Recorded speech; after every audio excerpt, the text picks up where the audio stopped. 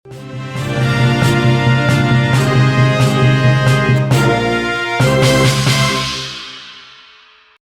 Probolinggo dan suaminya ditangkap KPK.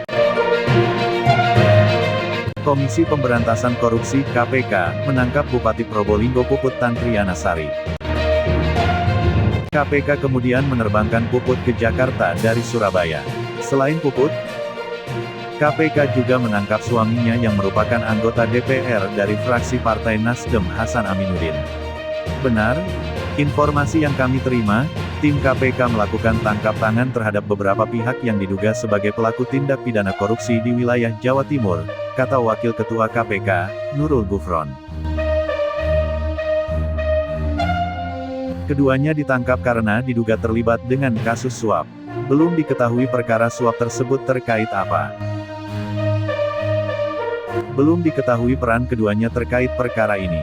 Gufron juga menegaskan bahwa tim masih bekerja. Puput Tantriana menjabat sebagai Bupati Probolinggo sejak 2013. Saat ini, ia menjabat untuk periode kedua yakni 2018-2023.